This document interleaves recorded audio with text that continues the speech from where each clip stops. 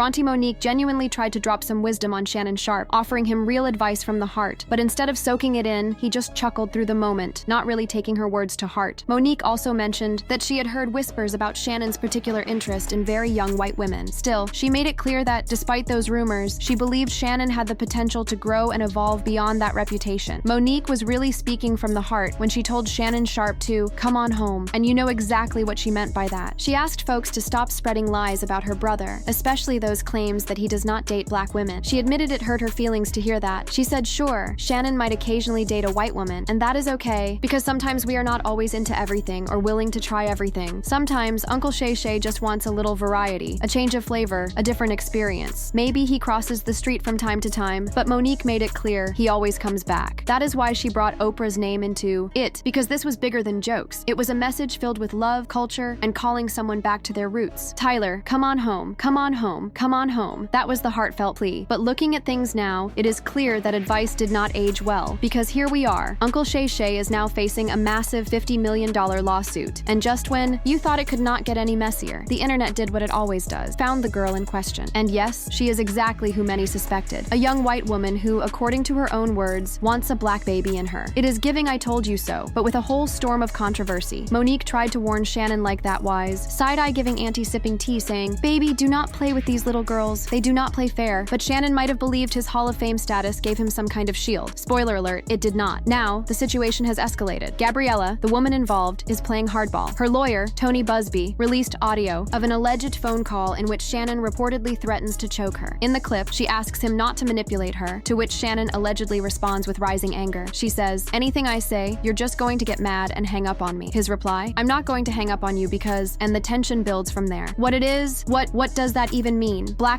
So that narrative about him only dating white chicks has got to go. Then he turned to Tony Busby and said that this is a white man who has been targeting black men, but he will not fall for this. Shakedown to my family, friends, supporters, and colleagues. I want to speak to you directly and from the heart. This is a shakedown. I'm going to be open, transparent, and defend myself, because this isn't right. This is all being orchestrated by Tony. Busby, who has targeted Jay-Z Tony. Busby targets black men, and I believe he's going to release a 30-second clip of a sex tape that tries to make me look guilty and play into every stereotype. You could possibly imagine that video should actually be 10 minutes or so. Hey Tony, instead of releasing your edit, put the whole video out. I don't have it, or I would myself. You know what happened, and you're trying to manipulate the media. The encounter in question took place during the day at her invitation. And now that appears to be a deliberate setup coordinated by Gabby, also known as Carly on OnlyFans. Gabby and Tony Busby want $50 million of Messi. The court documents don't mention the name of the accuser, but we already know from Shannon Sharpe's receipts that she's called Gabriella Zuniga, and she's an OnlyFans model. So we are just going to go by that. She says she first met Shannon Sharpe at a Los Angeles gym in 2023 when she was 19 going on 20, and he at the time of their first meeting. Shannon Sharpe was 54 years old. Gabriella claims she had no idea who he was, just that he was an older man watching her at the gym. She said his presence felt physically intimidating, and it was clear to her that he was significantly older. Eventually, Shannon introduced himself, and according to Gabriella, he was relentless in trying to make a connection. She said that despite her hesitation, she gave him her number because of how persistent he was. In the weeks that followed, Gabriella alleges that Shannon actively pursued her, frequently showing up at the gym, texting, and calling her repeatedly. She says he kept pushing to meet up, even when she was not interested, and describes his behavior as someone who refused to take no for an answer. After weeks of persistent pursuit, Gabriella eventually agreed to meet Shannon Sharpe outside the gym, but before anything happened, she says he insisted she sign a non-disclosure agreement. The request immediately raised red flags for her. She could not understand why he was so adamant about keeping things quiet. Despite repeated attempts by Sharpe to get her to sign the NDA, Gabriella says she refused every time. Eventually, he let it go and still invited her over to his home. According to the details laid out in her lawsuit, their relationship started off consensual, with mutual intimacy, but Gabriella claims things quickly shifted into something far more toxic. She describes a deeply troubling dynamic, marked by manipulation, intimidation, and threats. She accuses Sharpe of regularly threatening to choke her and putting his hands on her in a violent way. One especially disturbing allegation involves an argument where Sharpe allegedly screamed at her while a firearm was in plain sight. Gabriella says he even threatened to unalive her. During that terrifying moment, she tried to discreetly share her location with friends using her iPhone, just in case something happened. But Sharpe, according to her, noticed. According to Gabriella, when Shannon realized she was trying to share her location with friends during that terrifying encounter, he allegedly grabbed her by the neck. But the nightmare did not stop there. In her lawsuit, she accuses Sharpe of inflicting deep emotional distress, not just through threats or physical intimidation, but through serious violations of privacy and consent. She claims claims that Shannon secretly recorded their intimate moments without ever asking for her permission. When she confronted him about it, she says he brushed it off, claiming the videos were for personal use only. But Gabriella insists that was a lie. She alleges that not only did he make those recordings without consent, but he also shared them with his friends and associates. In one particularly disturbing claim, Gabriella says Shannon even forced her to engage in sexual acts while he FaceTimed one of his childhood friends, known as Bucket. And the accusations get even more serious. Gabriella says that Shannon assaulted her more than once. The first time, she alleges, took place in October 2024. The second incident, she claims, happened in January 2025, after Sharpe came to her home with promises of reconciliation and peace. Gabriella claims that in January 2025, when Shannon Sharpe came to her home under the pretense of delivering birthday and Christmas gifts, things took a dark turn. Once inside, she says he began undressing. She made it clear that they would not be intimate unless he wore a condom. Gabriella said she already knew from past experience that he refused to use protection, and she hoped that her boundary would stop him. But according to her, Shannon ignored her plea. Despite her resistance and her vocal concerns, especially about his alleged involvement with other women and the health risks that could come with it, Gabriella says Shannon became more forceful. She says she screamed and tried to resist, but he insisted on having his way without protection. She also shared that she had tried to end things with Shannon before, particularly after a disturbing Instagram Live incident. In that moment, he allegedly went live while being intimate with someone, though his page later posted that his account had been hacked. Sharpe himself contradicted that story. He claimed there was no hack, saying he had thrown his phone on the bed during the moment and it accidentally started streaming. That incident sparked rumors online, some suggesting it was a calculated move to silence speculation about his sexuality. But Gabriella says that by then, she was emotionally exhausted and the signs had become too overwhelming to ignore. She attempted to walk away, but every time she did, the situation became more chaotic. Sharpe, for his part, has spoken out in frustration about the backlash he receives over his dating preferences. "When I say I want to date younger women, what do they say? Oh, he's a creep," he once said, highlighting the double standards between men and women in the public eye. After the Instagram Live incident, Gabriella felt completely humiliated. She had believed that she and Sharpe were in an exclusive relationship, but when she realized she had been misled, it shattered her. In the aftermath, Gabriella tried to distance herself from Sharpe by not answering his calls. However, things took a darker turn when Sharpe confronted her at the gym. He allegedly threatened her, adding to the emotional turmoil she was already experiencing. The whole situation left her feeling trapped and betrayed. Gabriella could tell, immediately from the anger in his eyes and the way he stormed toward her, that Sharpe was furious about being ignored. As soon as he reached her, he ordered her to sit down. She firmly told him she wasn't interested in talking to him, especially after what he had done. However, Sharpe's response was cold and controlling. He made it clear she had no choice in the matter. He insisted they talk in private, but Gabriella refused, standing her ground and making it clear that she wasn't willing to engage with him. Gabriella didn't want to be alone with him, nor did she want him coming to her home. But according to her, that's exactly what happened when Shannon threatened her and forced her into his car, driving her to her house. The whole situation was messy, to say the least. Just days later, Sharpe was hit with a multi-million-dollar lawsuit, which he and his legal team have since denied. Meanwhile, social media users dug up an old clip from his Club Shay podcast, where Monique had subtly shaded Sharpe for his dating habits. During the interview, Sharpe asked her opinion on dating in the modern world, noting that it was very different now. Monique responded by saying she was grateful not to be 56 and still trying to navigate the dating scene. When Sharpe asked if she was speaking directly to him, Monique didn't hesitate, boldly stating, "I'm looking right at you, and I ain't backing down. You better take your old behind and get somebody to love you. You don't need no 26-year-old girl. You don't need no 36-year-old girl. You're trying to hang out with these young girls, but you can't do it, Shannon." Monique didn't hold back when she addressed Sharpe, warning him that the young women he was involved with might eventually come back to bite him. She even tried to get some advice from an older woman, who was known as Miss Elidora. Monique told Sharpe that Miss Elidora had a message for him, saying, "I think he likes red velvet." When Monique asked if it was true, Miss Elidora added, "Well, if he does, let him know I've got something for him." According to Monique, Miss Elidora didn't hold back, even joking that her lack of teeth didn't stop her from being a force to be reckoned with. She playfully warned Sharpe, "These young girls will bite you." And, well, it seemed she was right after all. As for Sharpe, he hasn't been quiet about the allegations either. Initially, his attorney Lanny J. Davis denied everything, strongly, refuting the claims. Then, Sharpe himself took to social media, claiming the accusations were part of a shakedown, with attorney Tony Busby allegedly targeting black men. In his post, Sharpe identified the woman as Gabriella Zuniga, categorically denying any coercion or misconduct. His statement emphasized that he would not submit to what he saw as a blatant attempt at blackmail, making it clear that he was ready to fight the lawsuit in court. Sharpe's camp also claimed that Gabriella had presented a heavily edited and secretly recorded video to back up her version of events, attempting to manipulate the narrative. Sharpe's legal team has vehemently denied the allegations put forth by Gabriella, claiming that the accusations are not only false, but heavily skewed in a way that misrepresents the true nature of their relationship. relationship. One of the key points of contention is Gabriella's refusal to provide the full version of the video she had secretly recorded, which, according to Sharpe's legal representatives, would have presented a more comprehensive and truthful depiction of the events in question. The legal team asserts that the edited version of the video that Gabriella has presented to the public does not give the full context, and thus, they argue, it is misleading and unfair to judge the situation based solely on this incomplete evidence.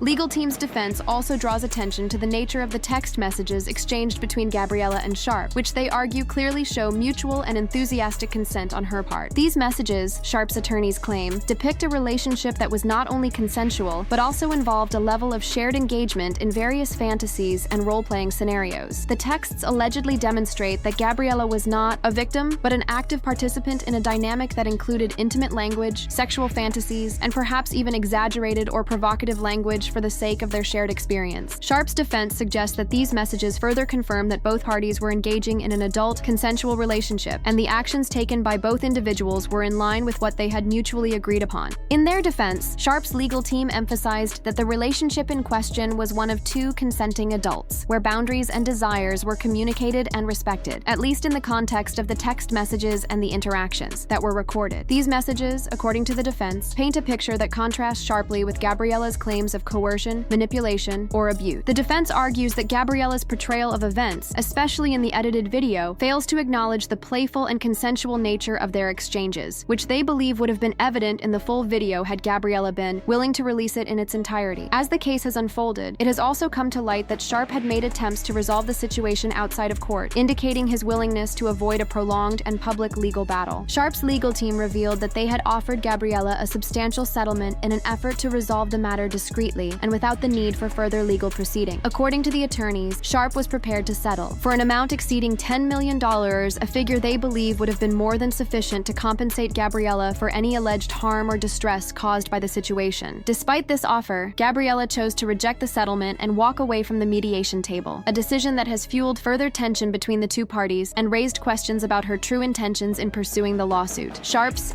legal team sees Gabriella's refusal to accept the settlement as a sign that her motives may not be entirely about seeking justice or rectification, but rather about pursuing financial gain or other personal interests. This has led to speculations about Gabriella's true intentions behind the lawsuit, with Sharpe's lawyers suggesting that her actions might be driven by a desire for money or fame, rather than a genuine attempt to hold Sharpe accountable for any wrongdoing. The fact that she chose to walk away from such a significant settlement, they argue, speaks volumes about her priorities and the true nature of the lawsuit. In addition to the text messages, the defense also took aim at the overall narrative Gabriella has presented, which they claim has been built upon heavily edited and selectively chosen pieces of evidence. Sharpe's lawyers insist that Gabriella's version of events has been distorted in order to serve her narrative, which they argue is part of a broader attempt to paint Sharpe in a negative light. By selectively using certain text exchanges, video, clips, and other pieces of evidence, Gabriella, according to Sharpe's team, has created a misleading portrayal of their relationship, one that omits crucial details and distorts the context in which these events took place. The legal team is adamant that once the full and unedited evidence is made available, it will become clear that the accusations against Sharpe are not only unfounded, but also fabricated to some extent. Furthermore, Sharpe's legal team has expressed confidence in their ability to fight these claims in court, maintaining that they are fully prepared to go to trial if necessary. The defense argues that Sharpe stands by his innocence and is committed to clearing his name in the face of what they describe as a concerted effort to destroy his reputation and career. The legal team's statement emphasized Sharpe's intent to fight these allegations with all the resources at his disposal, as they believe the truth will ultimately prevail. They assert that Sharpe is not backing down from what they consider to be an unfair and baseless attack on his character. The case has garnered significant public attention, with social media users and commentators weighing in on the unfolding drama. Sharpe, a well-known public figure, has become the subject of intense scrutiny, with many questioning the validity of the allegations and the circumstances surrounding the lawsuit. Supporters of Sharpe have pointed to the inconsistencies in Gabriella's claims, while detractors have expressed outrage over the nature of the allegations and the accusations of misconduct. As the legal battle continues, both sides remain entrenched in their positions, with no resolution in sight. In the court of public opinion, the situation remains fluid, with each new development adding fuel to the fire. While Sharpe's legal team is confident in their defense, the ultimate outcome of the case will likely depend on the ability of both sides to present compelling evidence and convince a judge or jury of their version of events. For now, the public is left to watch as this complex and highly charged legal drama unfolds, with both parties preparing for what could be a long and contentious court battle. It seems like Gabriella and her attorney, Busby, are determined to take the case to court. court. This situation has escalated to the point where Sharpe, now facing the possibility of prison, is desperately trying to prevent his intimate tape from being released. The text messages Gabriella reportedly sent are quite explicit and revealing. In them, she allegedly asks Sharpe for $25,000 per encounter, even telling him things like, "Only if you put that baby gravy in me, then you can do whatever you want to me. I want to put my tongue in you and then marry you. That's my daddy. I want you to put a big black..." The texts are said to have been incredibly graphic, complicating the case further. The text messages reportedly became even more explicit, with Gabriella allegedly saying, "You better crave it because you're going to be stuck with it for life after you put a big black baby in me." Then, in a somewhat more reflective moment, she supposedly told Sharpe, "But seriously, Unc, if you get out of this unscathed, it's time to settle down and call it a day. You're too old to be messing with random OnlyFans girls and going live with Michelle's. Find a solid partner and just settle down. Otherwise, it's going to be another scandal, and another one, and another one." It seems like Gabriella was trying to offer some advice, though the situation clearly spiraled out of control. And, on another note, we can't forget Monique, whose warning to Sharpe now looks almost prophetic. Her advice has definitely aged better than this entire lawsuit situation.